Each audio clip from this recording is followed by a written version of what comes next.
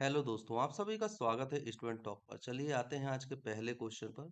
आपसे पूछा गया है कि सापेक्षता का सिद्धांत किसने दिया था? न्यूटन, पास्कल, आइंस्टाइन या फिर आर्किमिडीज ने? देखिए, न्यूटन ने कौन कौन से सिद्धांत दिए हम ये कई बार डिस्कस कर चुके हैं। न्यूटन के द्वारा जो सिद्धांत दिए गए थे उनमें सबसे इंपॉर्टेंट है लॉ ऑफ मोशन। कौन सा है? Law of motion. ठीक है। इसके अलावा ग्रेविटी, है ना, ये चीजें आपको पता है। पास्कल पास्कल ने कौन सा सिद्धांत दिया था? दाब का नियम, मतलब प्रेशर। ठीक है। इसके अलावा आइंस्टाइन आइंस्टाइन ने दिया था E equal to M C square. ठीक है ना।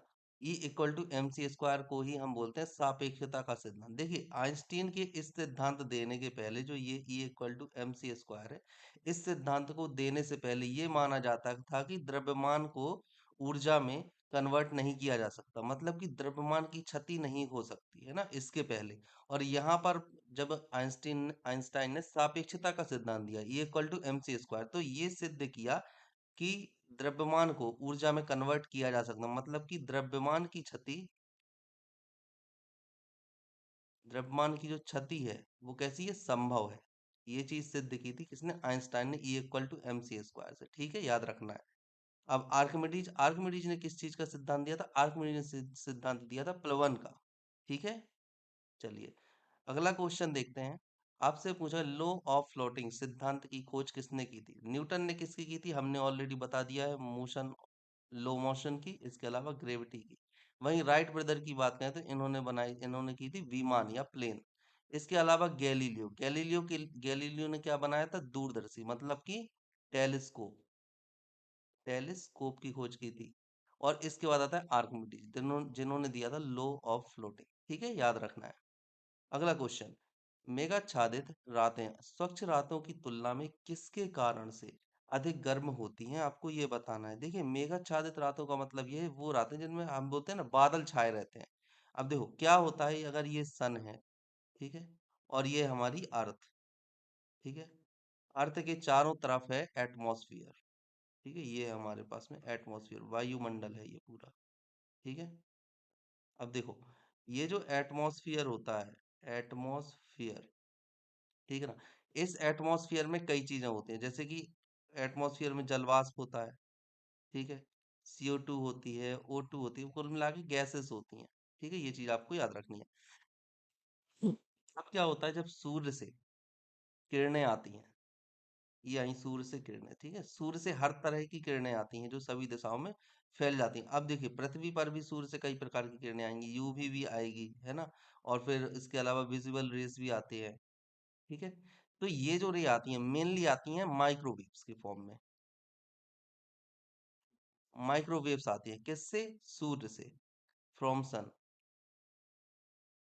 अब ये माइक्रोवेव जब पृथ्वी पर आएंगी, पृथ्वी से टकराएंगी, पृथ्वी की सतह से, और वापस जाएंगी, तो ये कौन सी थी? ये थी माइक्रोवेव।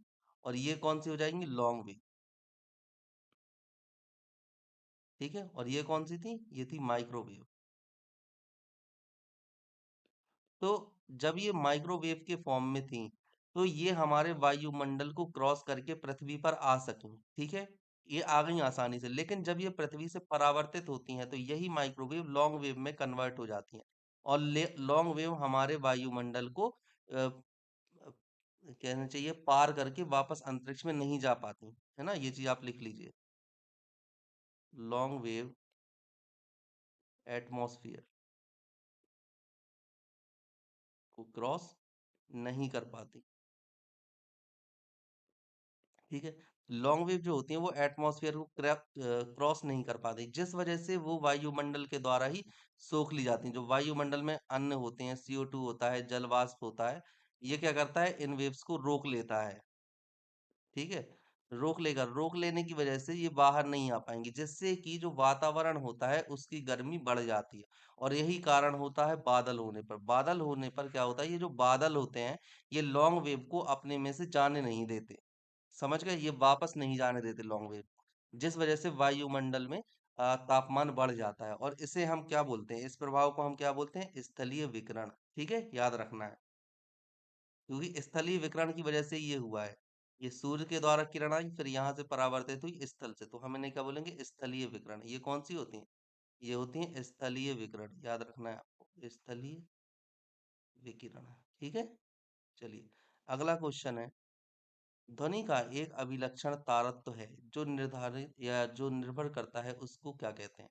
तीव्रता पर, आवृत्ति पर, गुणता पर, या इनमें से कोई नहीं? किस पर निर्भर करता है, आपसे ये पूछा गया। देखो, तीव्रता पर निर्भर, किया तीव्रता, तीव्रता किस चीज पर निर्भर करती है? आयाम पर।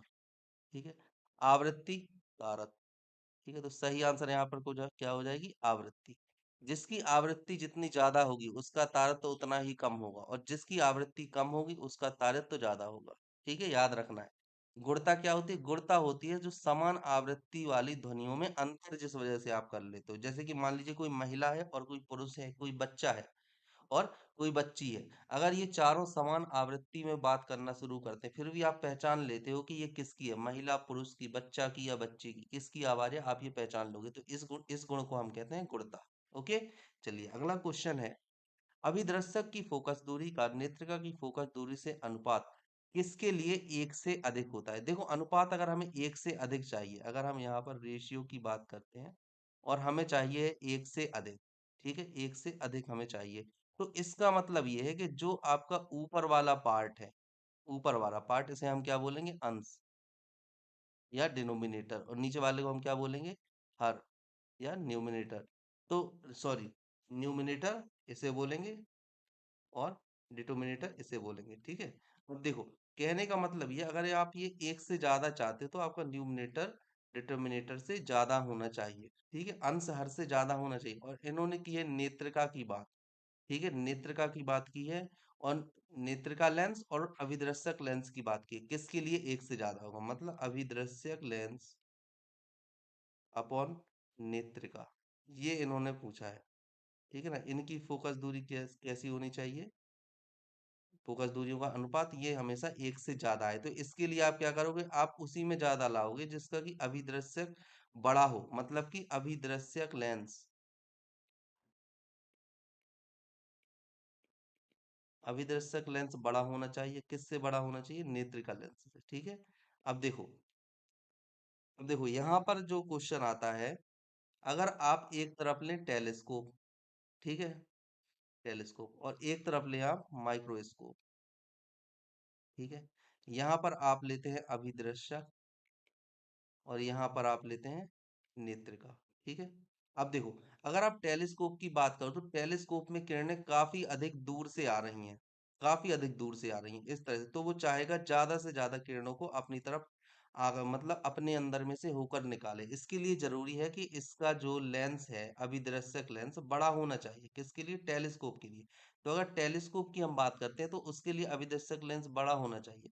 वहीं अगर हम नेत्रिका लेंस की बात करें, नेत्रिका लेंस हम उसे बोलते हैं जो कि हमारी आंख के पास होता है, तो नेत्रिका लेंस छोटा होना चाहिए। ठीक है, दूसरी तरफ अगर हम सूक्ष्मदर्शी की बात करते हैं तो सूक्ष्मदर्शी में हम देखते हैं सूक्ष्म जीवों को। ठीक है ना, सूक्ष्म जीवों को देखने के लिए, सूक्ष्म जीव बहुत ज्यादा सूक्ष्म है इसलिए उन्हें सूक्ष्म जीव बोलते हैं। तो सूक्ष्म जीव को हम जिसे देखना चाहते हैं उसके लिए हमें एक बड़े लेंस की जरूरत नहीं है, क्योंकि एक बहुत छोटे से एरिया से प्रकाश किरणें हम तक टकराकर पहुंच रही हैं। उस सूक्ष्म जीव जो कि बहुत छोटा सा है, उससे प्रकाश किरणें टकराकर हमारी आंखों तक पहुंच रही हैं, इसलिए हमें बड़े लेंस की आवश्यकता नहीं है। तो यहाँ पर अभिदृश्यक लेंस छोटा होना चाहिए। वहीं रही बात नेत्रिका लेंस की, तो नेत्रिका लेंस अभिदृश्यक लेंस के मुकाबले बड़ा होगा।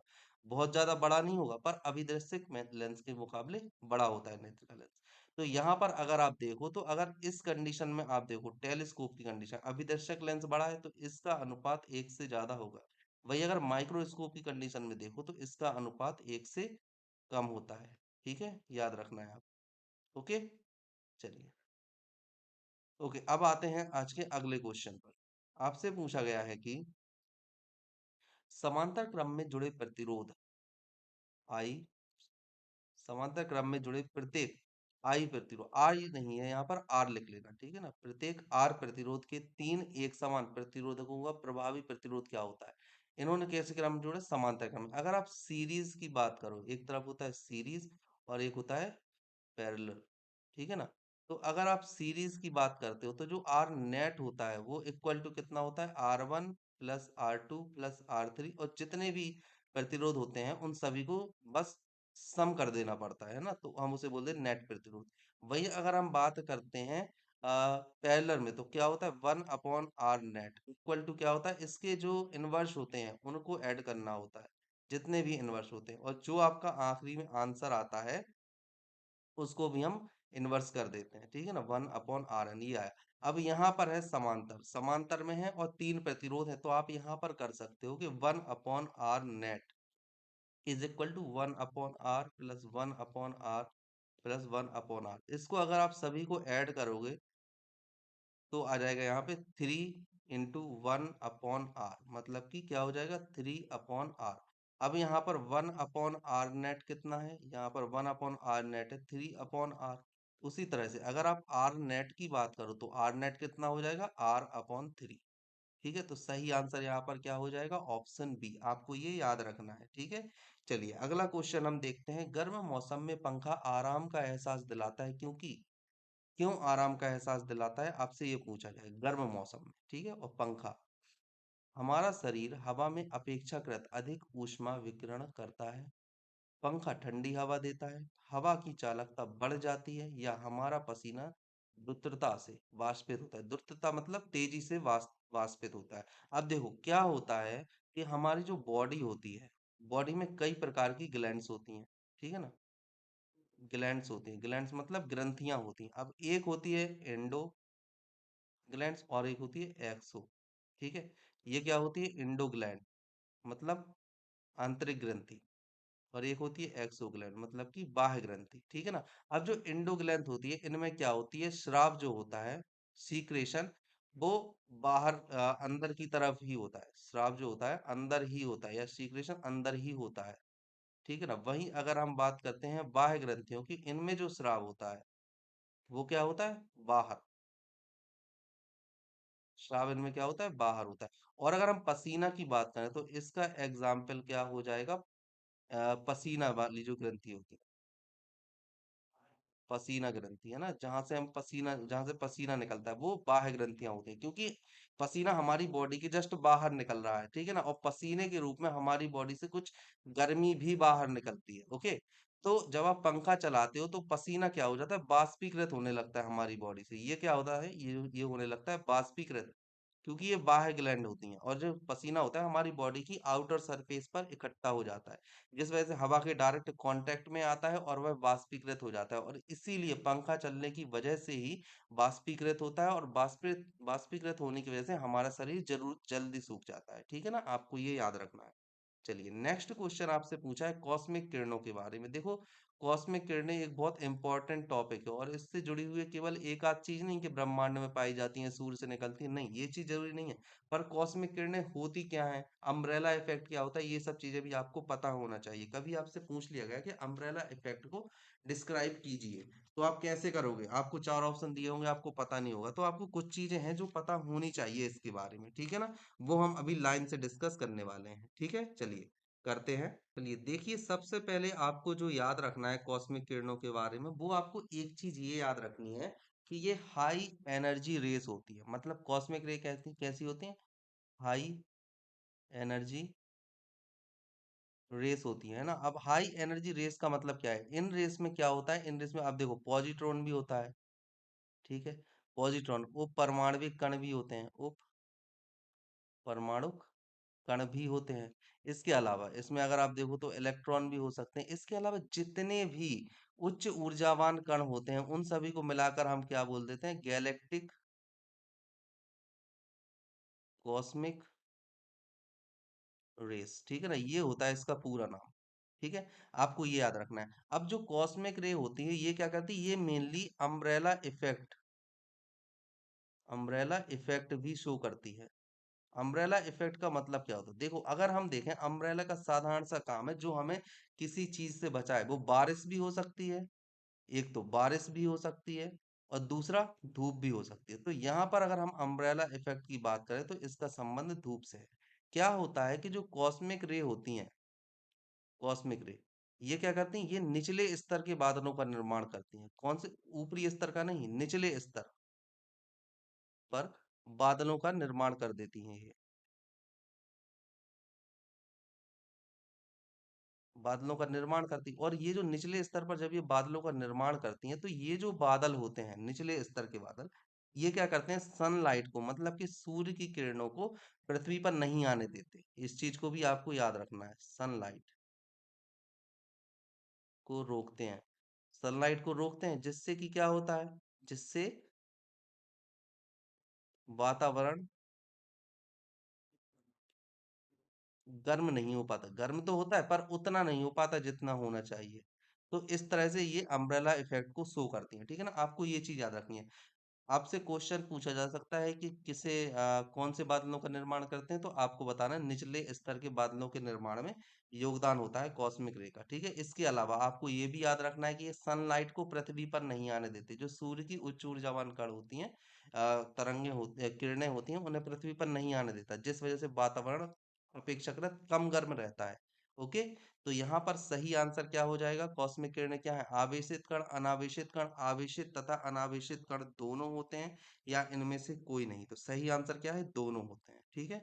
जैसे हम मैंने आपको बताया पॉजिट्रॉन पॉजिटिवली चार्ज होता है, इलेक्ट्रॉन नेगेटिवली चार्ज होता है, वो परमाणु कण चार्ज नहीं होते, मतलब उनमें किसी भी तरह का कोई आवेश नहीं होता। इसके अलावा और भी ले सकते हो आप, फोटोन नोटोन, ये सब कॉस्मिक रेस में ही आते हैं। जो उच्च ऊर्जावान कण होते हैं उनका एक सम्मिलित नाम होता है कॉस्मिक रे, ठीक है ना। आप ऐसा नहीं बोल सकते हो जैसे कि आपने बोला यूवी, यूवी में एक फ्रीक्वेंसी के ही या एक तरंग दैर्ध्य के ही कण आ रहे हैं ना, तरंग आ रही है।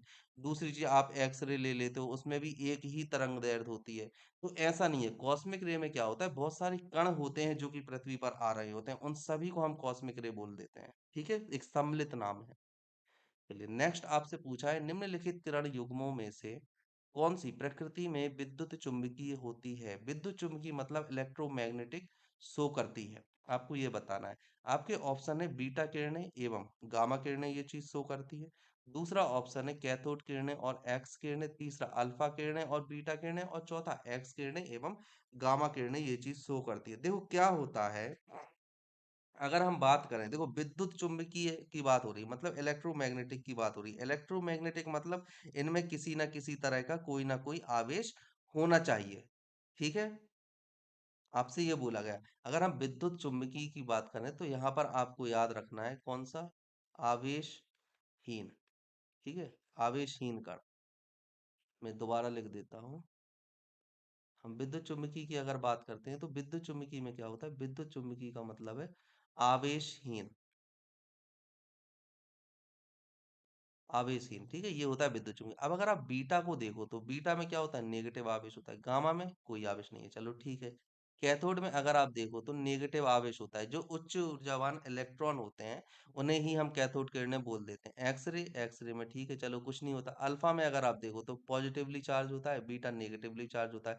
तो ये तीनों जो युग्म है, उन्होंने विशेष तौर से युग्म की बात की है। तो ये तीनों युग्म जो है विद्युत चुम्बकीय तरंग की तरह शो नहीं करते। परंतु अगर आप एक्सरे में देखो तो किसी तरह का कोई आवेश नहीं होता। वहीं गामा में देखो तो किसी तरह का कोई आवेश नहीं होगा। और इसी वजह से ये किसी भी प्रकार की ये जो है आवेश उत्पन्न नहीं करती। इस वजह से विद्युत चुम्बकीय तरंगे कहलाती हैं, ठीक है। आपको ये चीज याद रखना है। याद रख पाएंगे आप सभी, बोलिए, रख पाएंगे आप याद। चलिए इसको आप याद कर लो। अगला क्वेश्चन देखते हैं। एक क्षण चुंबक द्वारा उत्पन्न चुंबकीय बल रेखाएं कैसी होती हैं। देखिए क्षण चुंबक क्या होता है, ये है, ठीक है। और किसी भी चुंबक में दो ध्रुव होते हैं, एक होता है नॉर्थ और एक होता है साउथ। अगर हम चुंबक के बाहर देखें तो विद्युत चुंबकीय रेखा जो चुंबकीय बल रेखाएं होती है वो इस तरह से होती है, नॉर्थ से निकलेंगी और साउथ पर जाएंगी। वहीं पर ये सभी नॉर्थ से निकलती हैं और साउथ पर जाती हैं, ठीक है। इस तरह से चुंबकीय बल रेखाएं काम करती हैं, ठीक है। ये चीज आपको याद रखना है। अब देखिए, अगर हम देखते हैं अंदर, तो अंदर कैसी होती है, अंदर होती है साउथ से नॉर्थ। ये भी क्वेश्चन पूछा जाता है कि चुंबकीय रेखाओं की दिशा बाहर, चुंबक के बाहर कैसी होती है और अंदर कैसी होती है। तो अगर हम बाहर की बात करें, बाहर तो कैसी होती है, नॉर्थ टू साउथ होती है। वहीं अगर हम अंदर की बात करते हैं, अंदर तो अंदर कैसी होती है, साउथ टू नॉर्थ, है ना। ये भी आपको याद रखनी है, ये चीज भी आपको याद रखना है। अब यहाँ पर आपसे पूछा है चुंबकीय पिंड किसी चुंबक पिंड के अंदर प्रतिच्छेद करती हैं, क्या प्रतिच्छेद करती हैं, तो ये प्रतिच्छेद नहीं करती। कभी भी चुंबकीय बल रेखा अंदर या बाहर कहीं भी प्रतिच्छेद नहीं करती है। दूसरा, केवल उदासीन बिंदुओं पर प्रतिच्छेद करती है, नहीं प्रतिच्छेद करती ही नहीं है। तो उदासीन बिंदु पर कैसे करेंगे। अगला, केवल उत्तरी एवं दक्षिणी ध्रुवों पर प्रतिच्छेद करती हैं? नहीं, बिल्कुल प्रतिच्छेद नहीं करती। ऑप्शन डी सही है, ठीक है। प्रतिच्छेद नहीं करती, और आपको ये भी याद रखना है कि ध्रुव से केंद्र की तरफ जाने पर जो दो चुंबकीय बल रेखाओं की संख्या, सॉरी, बीच की दूरी होती है वो बढ़ती जाती है। यहाँ पर आपको बढ़ती हुई नहीं दिख रही, बाकी अगर एक्चुअल में आप देखोगे ना तो इस तरह से होगा। अगर एक आपने ये बनाई है, ठीक है, मान लीजिए आपने एक ये बनाई, और जब आप दूसरी बनाओगे ना तो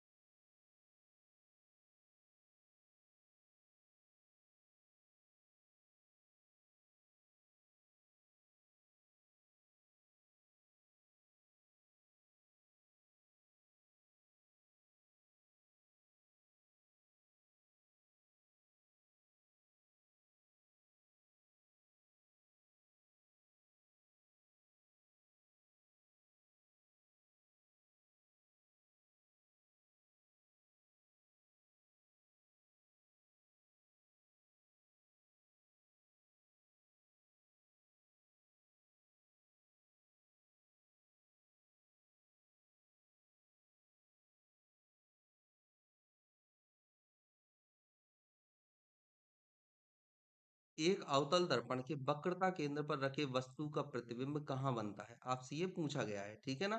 तो देखो, इसका एक सीधा सीधा आपको फॉर्मूला टाइप है जो आपको याद रखना है। इस स्ट्रक्चर को, ये रहा, ठीक है, आपका स्ट्रक्चर यहाँ पर, यहाँ, और ये पॉइंट याद रखना, ये एफ है, ये सी है, मतलब फोकस बिंदु, और ये वक्रता बिंदु है। यहाँ पर आप देखोगे तो अनंत, तो आपको ऐसा याद रखना है कि जब वस्तु अनंत पर रखी हुई होती है, मतलब पहली कंडीशन, दूसरी कंडीशन अनंत और वक्रता केंद्र के मध्य, तीसरी कंडीशन वक्रता केंद्र पर, चौथी कंडीशन फोकस और वक्रता केंद्र के मध्य, पांचवी फोकस पर रखी हुई वस्तु होती है। तो इनके प्रतिबिंब किस तरह से बनेंगे? अगर ये यहाँ पर हम ऑब्जेक्ट रखते हैं, ये वाला जो पोर्शन है जो आपको शो हो रहा है ऊपर, ये वाला पोर्शन कौन सा है? ये वाला पोर्शन है ऑब्जेक्ट का, ठीक है। और ये वाला नीचे बनता है क्या? इमेज, ठीक है। तो अब देखो, अब यहाँ पर क्या करना है, यहाँ पर पहली इमेज बनेगी फोकस पर, फिर दूसरी, फिर तीसरी, चौथी और पांचवी, इस तरह से याद रखना है। अगर वस्तु अनंत पर है तो प्रतिबिंब फोकस पर बनेगा, ठीक है। अब फोकस पर बन रहा है तो ऑब्वियसली ये छोटा होगा। कैसा होगा? छोटा, छोटा बल्कि बहुत छोटा होगा, ठीक है। जब यहाँ आओगे तो ये कैसा होगा? छोटा। ये कैसा होगा? बराबर, ठीक है, याद रखना है। यहाँ पर बड़ा, और यहाँ पर बहुत बड़ा, ठीक है, ये चीज आपको याद रखनी है। मतलब अगर वस्तु अनंत पर है तो प्रतिबिंब फोकस पर बनेगा, छोटा बनेगा। और ये सभी कैसे होते हैं? ये सभी जो प्रतिबिंब होते हैं, ये प्रतिबिंब बनते हैं वास्तविक, ठीक है। ये चीज भी आप याद रखना है, वास्तविक और उल्टा, ठीक है। तो ये डायग्राम आपको याद रखना है, आपसे कभी गलती नहीं होगी। अब यहाँ पर उन्होंने बोला है कि वक्रता केंद्र पर कोई वस्तु रखी है, मतलब वक्रता केंद्र कहाँ पर है? ये रखा है आपका ऑब्जेक्ट, है ना, ये रखा है ऑब्जेक्ट, और प्रतिबिंब कहाँ बन रहा है? ये इमेज, ठीक है। तो प्रतिबिंब कहाँ बन रहा है? वक्रता केंद्र पर ही रखी, और प्रतिबिंब भी वक्रता केंद्र पर ही बन रहा है। तो सही आंसर क्या हो जाएगा? ऑप्शन सी, कि वक्रता केंद्र पर ही बनता है। ओके, चलिए अब हम देखते हैं अगला क्वेश्चन। आपसे पूछा गया है, एक समतल दर्पण, यहाँ पर एक समतल दर्पण की बात हो रही है। तो आपसे पूछा है, एक समतल दर्पण की वक्रता त्रिज्या क्या होती है? देखो, वक्रता त्रिज्या का मतलब क्या होता है? वक्रता त्रिज्या का मतलब होता है जो दर्पण जिस गोले से काटा गया है उसकी त्रिज्या। अब अगर हम बात करते हैं concave, concave lens, sorry, concave mirror की, या कॉन्वेक्स मिरर की बात करते हैं, या फिर समतल दर्पण की बात करते हैं। अगर हम इसे देखें, और हम इसे देखें, और हम, ये समतल है, सीधा है ये, ठीक है। और अगर हम इसको देखते हैं, अगर हम इसकी बात करें तो इस, ये होती है कॉन्वेक्स, ये होता है, सॉरी, ये होती है कॉन, हाँ, कॉनकेव, और ये होता है कॉन्वेक्स। और यहाँ पर अगर हम देखते हैं तो ये होता है समतल मिलर, मतलब कि सिंपल, सामान्य दर्पण, ठीक है ना, ये होता है। अब अगर इसको देखो तो इसकी वक्रता त्रिज्या ये हो गई, ठीक है। इधर यहाँ पर देखोगे तो यहाँ पर भी वक्रता त्रिज्या ये हो जाएगी। परंतु जब आप यहाँ आओगे तो यहाँ पर किसी भी तरह का कोई भी सी नहीं है, ये किसी गोले से काटा हुआ भाग नहीं लगता हमें, ठीक है ना, ये सीधा सीधा भाग है। तो ये से आप वापस से मेजर नहीं कर, मतलब वापस से आप मिला नहीं पाओगे, जिस तरह से आपने इन दर्पणों को मिला लिया, कॉनकेव और कॉन्वेक्स को। आप इसे नहीं मिला सकते, इसे आप कैसे मिलाओगे, ये तो सीधा सीधा है ना। तो इसकी जो फोकस दूरी या वक्रता त्रिज्या होती है वो कैसी होती है, अनंत होती है। आपको ये याद रखना है समतल दर्पण के केस में। ओके, चलिए अगला क्वेश्चन। जल से भरे एक बीकर में एक सिक्का ऊपर उठा प्रतीत होता है, यह परिघटना किस गुण के कारण होती है। एक सिक्का है, बीकर है, जल है, और एक सिक्का है जो कि ऊपर उठा हुआ दिख रहा है। अगर हम इसे मान लेते हैं बीकर, चलो ये है मान लीजिए बीकर एक, ठीक है। यहाँ पर आपने एक सिक्का डाल दिया, यहाँ पर है वाटर, ठीक है। क्या है ये है वाटर। और यहाँ पर क्या है, ईयर, ये है ईयर। और ये क्या है, ये है वाटर। और हम सभी जानते हैं कि जो ईयर होती है विरल, विरल या रेयर मीडियम है। और वहीं अगर हम वाटर की बात करें तो वाटर होता है डेंस या सघन माध्यम होता है वाटर। अब देखो, जब यहाँ पर आप एक अभिलंब बना लीजिए, ये रहा अभिलंब, ठीक है। अब देखो, अब सूर्य से किरणें आई, सिक्के पर पड़ी, और यहाँ पर आप खड़े हो, ठीक है। अब सूर्य से किरणें आई, सिक्के पर पड़ी। अब क्या होता है, जो ये सिक्का होता है ये किरणें देगा, मतलब सिक्के से किरणें आई, सघन माध्यम से इधर पहुंची। अब ये गई विरल माध्यम में, विरल माध्यम में जाने के कारण ये अभिलंब से दूर हट जाएंगी। अभिलंब से दूर हट गई मतलब जाना चाहिए था यहाँ, अगर एक्चुअल में ये किरणें सीधी जाती, इस तरह से जाती, तो आपको डिस्टेंस पूरी दिखती है, पूरी डिस्टेंस आपको दिखती जो एच होती, मतलब 2h आपको डिस्टेंस दिखती। वहीं अब ये क्या हुआ, ये डेल्टा एच झुक गई है किरण, ठीक है, अभिलंब से दूर हट गई है डेल्टा एच। तो आपको जो वास्तविक थी, वास्तविक नहीं दिखेगी, वो कैसी दिखेगी, एच माइनस डेल्टा एच, ठीक है ना ये। इसलिए आपको कुछ उठा हुआ दिखाई देता है सिक्का, कैसा दिखाई देगा, उठा हुआ। ऐसी कंडीशन में आपको सिक्का कैसा दिखाई देगा, उठा हुआ दिखाई देगा। ओके, एच यहाँ पर थी, और एच डिस्टेंस यहाँ पर दिखनी चाहिए थी आपको, पर आपको नहीं दिखी क्योंकि ये अविलंब से दूर हट गई और आपकी तरफ झुक गई, तो डेल्टा एच आपकी तरफ झुकी। तो अब जो वास्तविक थी एच, ये नहीं दिखेगी, आपको दिखेगी क्या, एच माइनस डेल्टा एच, समझ गए। इसलिए आपको उठा हुआ दिखाई देता है। तो ये किस वजह से होता है, ये होता है प्रकाश के अपवर्तन के कारण। अपवर्तन ही तो है, क्योंकि किरण सघन से गई विरल माध्यम में, मतलब एक माध्यम से दूसरे माध्यम में प्रकाश किरण जा रही है, इसे हम क्या बोलेंगे, अपवर्तन, ठीक है। चलिए अगला क्वेश्चन आपसे पूछा गया है, प्रकाश की एक किरण एक पारदर्शी ग्लास प्लेट पर गिरती है, ठीक है। पारदर्शी, ये चीज याद रखना जरूरी है ना। इसका एक अंश परावर्तित और एक अंश अपवर्तित हो जाता है। परावर्तित एवं अपवर्तित किरणें आपस में लंबवत कब होंगी, देखो हम सभी ने देखा है कि जो आपतन कोण होता है, आपतन कोण, है ना, वो हमेशा परावर्तन कोण के बराबर होता है, ठीक है। आपको ये चीज याद है, परावर्तन कोण के बराबर होता है। इसके अलावा जो आपतन कोण होता है, वो अपवर्तन कोण के भी बराबर होता है। जैसे कि अगर आपने यहाँ पर गई कोई किरण इस तरह से गई और परावर्तित हुई, तो ये वाला एंगल और ये वाला एंगल दोनों ही बराबर होंगे। वहीं अगर आप इस तरह से देखते हो, ये रही, ठीक है, कोई किरण ये गई, ठीक है, और ये अभिलंब से दूर हट गई, मतलब अगर आप इसे डेंस मान रहे हो और इसे आप रेयर मान रहे हो, ठीक है, आप इसे डेंस और इसे रेयर मान रहे हो, तो अगर आप देखो तो यहाँ पर जो थीटा होगा, थीटा 1, और यहाँ पर होगा थीटा 2, तो जो थीटा 2 है वो ज्यादा होगा थीटा 1 से, ठीक है ना। अब आप चाहते हैं कि दोनों जो हो परावर्तित और अपवर्तित किरण, इन दोनों के, ये दोनों आपस में लंबवत हो, मतलब कि ये वाला जो एंगल है पूरा का पूरा, अच्छे से समझिएगा आप, यहाँ से गई किरण, ठीक है, लो यहाँ से गई इस तरफ, ठीक है ना। आपसे बोला गया है कि ये वाला जो किरण है, परावर्तित और अपवर्तित की यहाँ पर बात हो रही है आपसे, ठीक है।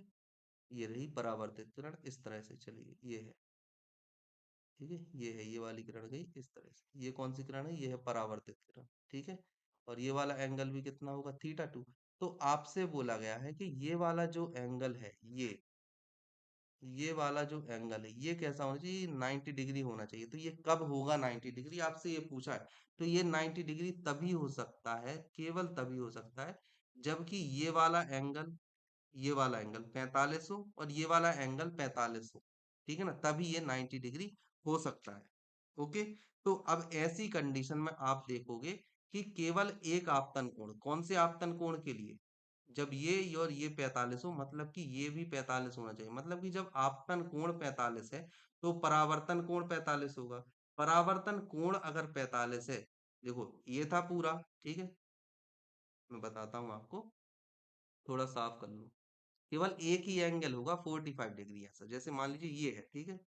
एक किरण ये गई जो अपवर्तित हो गई, ये आई थी तुम्हारी एक किरण, ठीक है, और ये रहा। अब देखो ये वाला कोण और ये वाला कोण दोनों बराबर होते हैं, ठीक है। तो अगर आप इससे 45 मानोगे तो ये वाला 45 होगा। अब अगर आप टोटल देखो तो ये वाला टोटल कितना था, ये टोटल था 90, ठीक है। तो अब अगर आपने 45 इसको इधर निकाल दिया तो ये वाला एंगल भी कितना हो जाएगा, ये वाला एंगल अगर आप बस इतने एंगल की बात करो तो ये 45 हो जाएगा। तो केवल 45 डिग्री ही वह एंगल है जब इन दोनों के बीच का कोण 90 हो। जब ये वाला 45 होगा, आपतन कोण 45 होगा, तो परावर्तन कोण 45 होगा। आप परावर्तन कोण 45 है तो ये जो बचा हुआ कोण है ये भी 45 होगा, और ये भी। तो 45 45 कितने हो जाएंगे, 90 डिग्री, ठीक है। सही आंसर क्या है, एक ही है, केवल एक ही आपतन कोण के लिए, मतलब ऑप्शन सी। और वो आपतन कोण कौन सा है, 45 डिग्री के लिए, ठीक है ना। ये चीज आपको याद रखनी है, ओके। चलिए अगला क्वेश्चन आपसे क्या पूछा गया है कि एक सांवली त्वचा का व्यक्ति एक गोरी त्वचा के व्यक्ति की तुलना में किस तरह से गर्मी को महसूस करेगा। एक तरफ आप देख रहे हो कि एक आपके पास में मान लीजिए ब्लैक प्लेट है, ठीक है। एक आपके पास में अपेक्षाकृत ब्लैक कम है, मतलब कि व्हाइट आप उसे मान लेते हो, ठीक है। ब्लैक हम सभी जानते हैं, ब्लैक क्या करता है, जो सनलाइट होता है, सनलाइट क्या होता है, अच्छा अवशोषक होता है, ठीक है। वहीं अगर हम इसकी बात करते हैं व्हाइट की, तो सनलाइट का कैसा होता है, अच्छा क्या होता है, परावर्तक। बस यही रीजन है, अगर आप कोई व्यक्ति अगर सांवला है तो वो क्या कर रहा है, सूर्य की किरणों की गर्मी को आसानी से एब्जॉर्व कर पा रहा है। वहीं अगर व्हाइट है कोई व्यक्ति, मतलब कि गोरा व्यक्ति है, वह सूर्य की किरणों को अवशोषित नहीं करता। कुछ हद अवशोषित तो करेगा ही, सूर्य से ज्यादा सफेद नहीं है वो, लेकिन परावर्तित भी कर देता है, जिस वजह से अपेक्षाकृत कम गर्मी महसूस करता है व्हाइट वाला, और अधिक गर्मी महसूस करता है ब्लैक वाला, ओके। तो आपको क्या आंसर लगाना है, इसका सही आंसर हो जाएगा ऑप्शन सी, अधिक गर्मी तथा कम सर्दी महसूस करता है, ठीक है, याद रखना है आप, ओके। चलिए अगला क्वेश्चन, निम्नलिखित में से कौन सा एक न्यूनतम ताप घोषित करता है। न्यूनतम ताप की यहाँ पर बात हो रही है, 1 डिग्री सेल्सियस। देखो इस आपको देखो, अगर आप ध्यान से देखो तो सेल्सियस, केल्विन, फ़ारेनहाइट, फ़ारेनहाइट और रियोमर या फिर रोमर है, इसी को हम रोमर भी बोल देते हैं।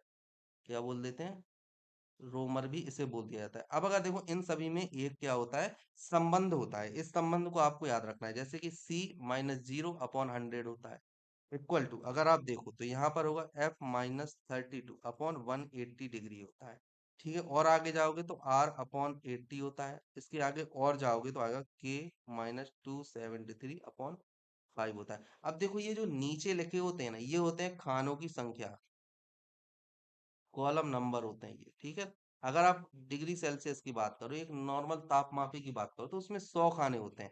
वहीं फ़ारेनहाइट में जाओगे तो 180 होते हैं। और ये लिखा हुआ है, ये लिखा हुआ है पानी उबलता कितने पर है, मतलब सॉरी जमता कितने पर है। तो ये 0 डिग्री पर जमता है, ये 32 डिग्री फ़ारेनहाइट पर जमेगा।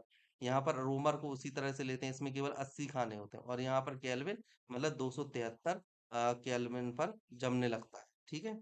मतलब 273 केल्विन मतलब 0 डिग्री सेल्सियस, ठीक है। देखिए अब यहाँ पर आपसे पूछा न्यूनतम ताप कौन सा होगा इनमें से, सबसे न्यूनतम कौन सा होगा। तो आप या तो कोई वैल्यू रख कर भी देख सकते हो, आप मान लीजिए आप किसी की भी जगह पर, सब जगह पर आप 50 50 या 100 100 रख के देख लो तो आप वैसे निकाल लोगे। या फिर आप डायरेक्ट याद करो कि क्या होता है, तो सबसे कम जो होता है आपको याद रखना है ऑप्शन बी, मतलब केल्विन। केल्विन सबसे कम है। देखो आप इसमें से 273 घटा रहे हो, आप कुछ भी रख लो, कुछ भी जो आप रखना चाहो। आप यहाँ पर 273 घटा रहे हो, ठीक है। और बाकी जगहों पर 0 32 आर मतलब कुछ भी नहीं घटा रहे हो। तो इस वजह से अगर आप रख कर देखना चाहो तो रख कर देख लो, और अगर आप रख कर नहीं देखना चाहते तो आप याद कर लो कि केल्विन जो होता है सबसे कम तापमान शो करता है, ठीक है।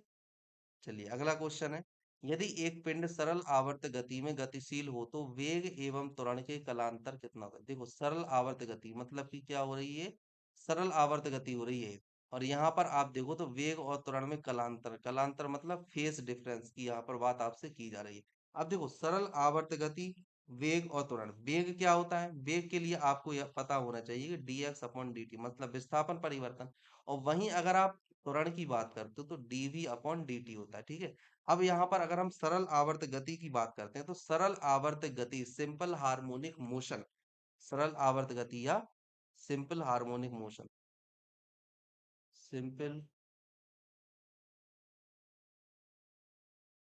Harmonic motion, simple harmonic motion में जो विस्थापन होता है, विस्थापन जिसे हम एक्स से रिप्रेजेंट करते हैं, इसका फॉर्मूला बस आपको पता होना चाहिए। क्या होना चाहिए? A sine omega t plus five. ठीक है, ये होता है फॉर्मूला सरल आवर्त गति में विस्थापन का। अब अगर आपको वेग निकालना है तो इसको आप डिफरेंशिएट कर दोगे तो भी कितना आ जाएगा, यहां से जब आप वेग निकालोगे तो आपका भी आसानी से आ जाएगा, A into omega cos omega t plus five. ठीक है ना, ये आ जाएगा आपका भी। और आप ये अच्छे से जानते हो कि जो साइन थीटा होता है वो कॉस 90 माइनस थीटा के इक्वल होता है ना। ठीक है, इसीलिए आप यहाँ पर क्या लिखोगे, एक और चीज आप लिख दोगे यहाँ पर कि ए ओमेगा, कॉस को अगर आप साइन में कन्वर्ट करना चाहो तो आप यहाँ पर क्या लिखोगे, ये लिखना जरूरी है इसलिए मैं लिख रहा हूँ, sign omega t plus five plus pi by two. ठीक है ना, तो वैल्यू तो वही रहेगी। वहीं अगर हम देखते हैं त्वरण की, तो त्वरण क्या था, डीवी अपॉन डी टी। अब यहाँ पर त्वरण को जब आप सॉल्व करोगे तो यहाँ पर क्या आ जाएगा, ए ओमेगा स्क्वायर, इसको आपने डिफरेंशिएट किया है। ठीक है ना, तो ए ओमेगा स्क्वायर इधर से आएगा साइन, इसके बाद ओमेगा टी प्लस फाइव इस तरह से आ जाएगा। ठीक है ना, इस तरह से आएगा। अगर आप इसे वैसे भी लिखना चाहो तो आप ऐसा लिख सकते हो, ए ओमेगा स्क्वायर कॉस और फिर ओमेगा टी प्लस फाइव। ठीक है ना, इस तरह से भी आप लिख सकते हो अगर आप लिखना चाहो। ठीक है, ये है। तो ये है इसका सही आंसर। अभी आप देख रहे हो, अब यहाँ पर आप देखोगे तो यहाँ पर आता है, ये कितना, ये है पाई बाई टू और ये है पाई। डिफरेंस कितना है, डिफरेंस यहाँ पर pi minus pi by two, ये क्या है, अंतर है। ठीक है, अंतर है, तो यहाँ पर अंतर क्या हो जाएगा, अंतर हो जाएगा पाई बाई टू। देखो एक आदमी होगा जो इसको सीधा याद कर लेगा कि 90 डिग्री होता है ना, लेकिन मेरा मानना है आप अगर सीधा याद ना करो तो आप एक फॉर्मूला याद कर लो, ये कोई बहुत बड़ा फॉर्मूला नहीं है, आप खुद देख रहे हो, A sine omega t plus five होता है, x is equal to A sine omega t plus five, है ना। इसके बाद डिफरेंशिएशन आप सभी को आता ही होगा कि साइन का कॉस में होता है। अगर डिफरेंशिएशन नहीं आता तो बात अलग है ना, फिर तो आप याद ही कर लो। लेकिन अगर डिफरेंशिएशन आता है तो आप आसानी से निकाल सकते हो। मेरा मानना है कि जितनी कम से कम चीजें आपके दिमाग में कचड़े के रूप में भरी रहे वो कम है, मतलब उतना अच्छा है आपके लिए। ठीक है ना, बाकी आपको याद करना है तो याद कर लो कि पाई बाई टू होता है, लेकिन मैं कभी इस चीज को याद नहीं करूंगा क्योंकि 2 मिनट का काम होता है, 2 मिनट भी नहीं लगते, 10 सेकंड का काम है ये। ओके, चलिए अगला क्वेश्चन है कि एक पिंड ऊर्ध्वाधर दिशा में ऊपर प्रक्षेपित किया जाता है तथा यह पुनः धरातल पर गिरता है, इसकी स्थितिज ऊर्जा क्या होगी। देखो स्थितिज ऊर्जा क्या होती है, पोटेंशियल एनर्जी इक्वल टू होता है एम जी एच। एच क्या होती है, एच होती है हाइट, है ना, ऊंचाई होती है। वहीं अगर आप जी की बात करो तो जी क्या होता है, ग्रेविटी होती है। ठीक है, वहीं अगर आप एम की बात करो तो एम होता है मास। अब जब ऊपर से नीचे गया तो एम तो कांस्टेंट रहा, जी में परिवर्तन आएगा पर बहुत ज्यादा परिवर्तन नहीं आएगा, लगभग ही रहेगा, इसलिए हम इसे कांस्टेंट ही मान लेंगे क्योंकि कोई आप अनंत में तो फेंक नहीं दोगे, है ना।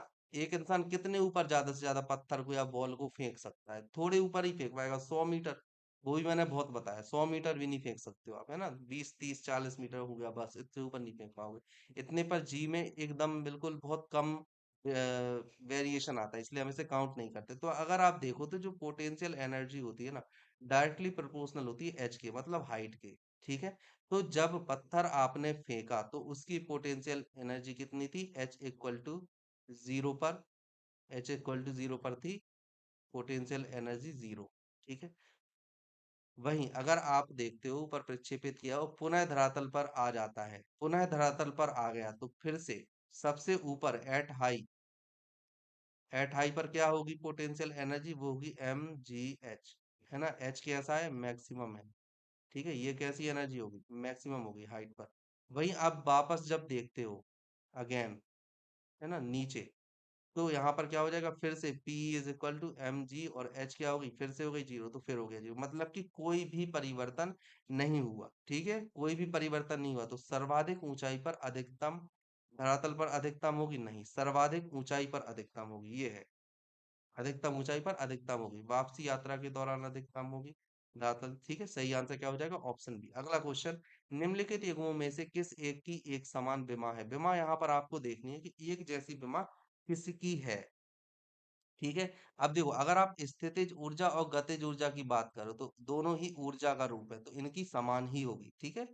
अब देखिए अगला क्वेश्चन हम देखते हैं, घनत्व और विशिष्ट घनत्व की अगर आप बात करते हो, घनत्व और विशिष्ट घनत्व, तो विशिष्ट घनत्व की अगर आप देखो, घनत्व तो क्या होता है? घनत्व बराबर क्या होता है? घनत्व इक्वल टू होता है द्रव्यमान बटे आयतन। द्रव्यमान का क्या होता है? किलोग्राम, और आयतन का क्या होता है? Metre cube. तो मतलब कि यहाँ पर क्या हो जाएगा? M naught L three L minus three T zero, है ना, ये हो जाएगी।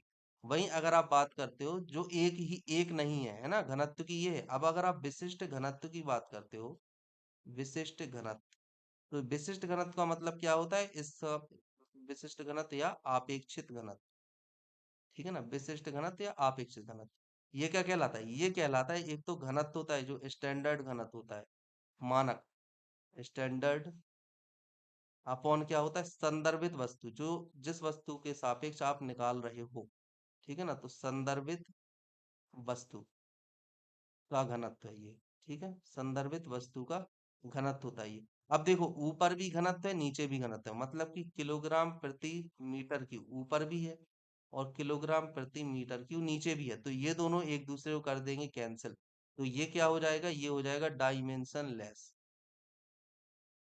डायमेंशन लेस मतलब कि ये वाली जो यूनिट है ये क्या हो जाएगी? ये हो जाएगी विमाहीन, ये हो जाएगी विमाहीन। तो घनत्व की एक घनत्व की यूनिट क्या होती है? M zero, sorry M one L minus three L zero, तो इसकी तो है पर इसकी नहीं है, दोनों की कैसी है? अलग अलग, मतलब कि एक समान नहीं है, ठीक है। फोकस दूरी, दूरी और ऊंचाई दोनों ही डिस्टेंस को शो करती हैं। गुरुत्वीय बल और घर्षण बल दोनों ही बल हैं, तो दोनों की इकाई सेम होगी, ठीक है। चलिए अब हम देखते हैं अगला क्वेश्चन, क्वेश्चन नंबर 76। सरल आवर्त गति में एक सरल लोलक के लिए निम्नलिखित कथनों में से कौन सही है? इनमें से सही कौन सा है? सरल आवर्त गति में सरल लोलक के लिए माध्य स्थिति में गतिज ऊर्जा अधिकतम होती है, माध्य स्थिति में स्थितिज ऊर्जा अधिकतम होती है, माध्य स्थिति में त्वरण अधिकतम होता है, या इनमें से कोई नहीं? तो सही आंसर क्या होगा? माध्य स्थिति में गतिज ऊर्जा अधिकतम होती है। देखिए मैं आपको बताता हूँ कैसे। गतिज ऊर्जा जो काइनेटिक एनर्जी होती है वो कैसी होती है? हाफ, रुकिए मैं बताता हूँ। काइनेटिक एनर्जी जो होती है, काइनेटिक एनर्जी वो कितनी होती है? Half M into V square. जो वी होता है, वी क्या होता है? वेलोसिटी, ठीक है। एम क्या होता है? एम होता है मास, ठीक है, और ये तो है ही काइनेटिक एनर्जी। अब हाफ कांस्टेंट है और मास कांस्टेंट है, तो जो काइनेटिक एनर्जी है वो डायरेक्टली प्रोपोर्शनल हो जाएगी वी स्क्वायर के। मतलब अगर वी ज्यादा होगा तो काइनेटिक एनर्जी भी ज्यादा होगी, ठीक है। अब अगर आप माध्य स्थिति की बात करो, माध्य स्थिति मतलब ये वाली स्थिति की आपसे बात की जा रही है यहाँ पर, ठीक है। और सिंपल हार्मोनिक मोशन में क्या होता है? यहाँ से गई कोई वस्तु, यहाँ से आपने छोड़ा, ये गई ये गई ये गई, यहाँ आई, ठीक है। तो आप यहाँ पर जब देखो तो यहाँ पर भी कैसा है? जीरो। इस कंडीशन पर जब आप देखते हो तो भी कैसा है? जीरो। लेकिन इस कंडीशन पर कैसा होता है? भी होता है मैक्सिमम। कैसा होता है? मैक्सिमम। इस कंडीशन पर भी होता है मैक्सिमम। और अगर भी मैक्सिमम है तो काइनेटिक एनर्जी भी क्या होगी? मैक्सिमम होगी, ठीक है। हाईएस्ट पोजीशन पर, अगर इस पोजीशन पर देखो तो भी इसलिए जीरो है क्योंकि यहाँ पर लगभग स्थिर हो जाता है, फिर वापस आना है इसको। तो जाने और आने के बीच में जस्ट जो ज्वाइनिंग कंडीशन होती है वहां पर जीरो हो जाता है भी, है ना। इसलिए काइनेटिक एनर्जी यहाँ पर क्या होगी? यहाँ पर काइनेटिक एनर्जी जीरो होगी, और इस जगह पर भी जो काइनेटिक एनर्जी है वो कैसी होगी? जीरो। लेकिन इस जगह पर अगर आप देखो तो इस जगह पर पोटेंशियल एनर्जी जीरो होगी, ठीक है। ये चीज आपको याद रखनी है, ओके। अब अगर आपसे पूछा जाए मिनिमम कहाँ पर होगी काइनेटिक एनर्जी, तो आपको बता देना है मिनिमम काइनेटिक एनर्जी होगी हाईएस्ट पोजीशन पर, ठीक है। हाईएस्ट पोटेंशियल एनर्जी कहाँ पर होगी, तो आपको बता देना है कि पोटेंशियल एनर्जी मैक्सिमम होगी सिरों पर, है ना। ये है पोटेंशियल एनर्जी, यहाँ पर क्या होगी? मैक्सिमम। और पोटेंशियल एनर्जी न्यूनतम कहाँ होगी? माध्य स्थिति पर पोटेंशियल एनर्जी न्यूनतम होगी, आप ऐसे बता सकते हैं, ठीक है। चलिए अगला क्वेश्चन है, ऊष्मा के सर्वोत्तम एवं निकृष्टतम चालक क्रमशः क्या होते हैं? ऊष्मा की बात हो रही है यहाँ पे, सबसे अच्छे और सबसे बुरे चालक कौन से होते हैं? चांदी और तांबा, बिल्कुल सही है, पहले ही ऑप्शन, इसलिए हम आगे के नहीं पढ़ेंगे, चांदी और तांबा, ठीक है। अगला क्वेश्चन, मोटर कार में शीतलन तंत्र मतलब रेडिएटर किस सिद्धांत पर कार्य करता है? केवल चालन पर कार्य करता है, विकिरण पर कार्य करता है, संवहन पर कार्य करता है, चालन एवं विकिरण दोनों पर कार्य करता है। सही आंसर यहाँ पर क्या हो जाएगा? सही आंसर है क्वेश्चन नंबर 698 का ऑप्शन बी, है ना, कि विकिरण पर कार्य करता है। जो रेडिएटर होता है ना, वो विकिरण पर कार्य करता है। कई जगह आपको संवहन मिल जाएगा, पर संवहन गलत है। ओके, आपको ये चीज याद रखना है। तो जो शीतलन प्रणाली होती है, देखो ये क्वेश्चन इसलिए इंपॉर्टेंट हो जाता है क्योंकि हम क्या डालते हैं रेडिएटर में? पानी या कूलिंग एजेंट डालते हैं। तो लोगों का ये मानना होता है, जो भी स्टूडेंट होते हैं जिन्हें पता नहीं होते हैं, वो पढ़ते नहीं है, मतलब पढ़ते हैं लेकिन प्रॉपर क्वेश्चन को नहीं एनालाइज करते हैं। तो वो क्या करते हैं कि अगर हमने लिक्विड डाला है तो संवहन होना चाहिए, पर रेडिएटर में विकिरण होता है, संवहन नहीं। तो ये वाला क्वेश्चन आपको बहुत अच्छे से याद रखना है कि किस वजह से होता है, विकिरण की वजह से, ना कि संवहन। ठीक है, चलिए अगला क्वेश्चन है। अत्यधिक ऊंचाइयों पर भोजन बनाने के लिए प्रेशर कुकर बेहतर है क्योंकि जल का क्वथनांक क्या होता है? ऊंचाई पर हमने आपको पहले ही बताया था कि क्वथनांक क्या होता है। मान लीजिए ये है कोई लिक्विड, ठीक है, लिक्विड है ये क्या है? लिक्विड, ठीक है। और ये क्या जल रही है? ये जल रही है इसके नीचे आग। आग मतलब, ठीक है, यहां से इसे हीट मिल रही है। अब यहाँ पर ऊपर से आता है क्या? Atmospheric pressure. क्या आता है? एटमॉस्फेरिक प्रेशर आता है। अब देखो ये प्रेशर जितना कम होगा, वैसे तो क्वथनांक क्या होता है? क्वथनांक का मतलब होता है जो सतह के अणु होते हैं वो अपने स्थान छोड़कर ऊपर चले जाते हैं, मतलब कि हवा में चले जाते हैं, ये हम बोल देते हैं क्वथनांक। ये क्या होते हैं? ये होते हैं सतह के अणु जो कि अपना स्थान छोड़ देते हैं। ये मैं लिख देता हूँ, ये क्या है? सतह अणु। सतही अणु अपना स्थान छोड़ते हैं, ठीक है ना। अगर सतही अणु अपना स्थान छोड़ देते हैं तो इसी चीज को हम क्या बोल देते हैं? क्वथनांक। ठीक है, जिस पॉइंट पर या जिस ताप पर सतही अणुओं ने अपना स्थान छोड़ा और वो वापस वायुमंडल में चले गए, तो उसे हम क्या बोल देते हैं? उसे हम बोल देते हैं क्वथनांक। लेकिन ये जरूरी है, इनका ऊपर जाने के लिए जरूरी है कि जो एटमॉस्फेरिक प्रेशर है, ये जो एटमॉस्फेरिक प्रेशर है ये कम होना चाहिए। ठीक है, अगर एटमॉस्फेरिक प्रेशर कम है तो क्वथनांक भी कम हो जाएगा, क्योंकि उन पर ऊपर से इन अणुओं को ऊपर जाने से रोकने के लिए जो बल लग रहा था वो कम लग रहा है। अगर ये कम है, ऊंचाई के साथ कम होता जाता है। किसके साथ? ऊंचाई के साथ। ऊंचाई के साथ कैसा होता है? ये घटता है। तो जब आप अत्यधिक ऊंचाई पर होते हो तो एटमॉस्फेरिक प्रेशर कैसा होता है? कम हो जाता है। ऊंचाई पर क्या होता है? जो एटमॉस्फेरिक प्रेशर होता है वो कैसा होता है? घटता है। ठीक है, घटने लगता है। तो जो सतही अणु होते हैं हमारे, सतही अणु आसानी से सतह को छोड़ देते हैं, आसानी से सतह छोड़ते हैं। और इसे ही हम क्या बोलते हैं? इसे ही हम बोलते हैं क्वथनांक का कम होना, क्वथनांक में कमी। ठीक है, इसे ही हम बोलते हैं क्वथनांक में कमी। इस वजह से, ओके। तो ऊंचाई के साथ क्या होता है? क्वथनांक में कमी आ जाती है। सही आंसर यहाँ पर क्या हो जाएगा? ऑप्शन बी, निम्न वायुमंडलीय दाब के कारण कम हो जाता है। ठीक है, वही चीज मैंने बताई है। ओके, चलिए अगला क्वेश्चन है, आपसे पूछा गया है।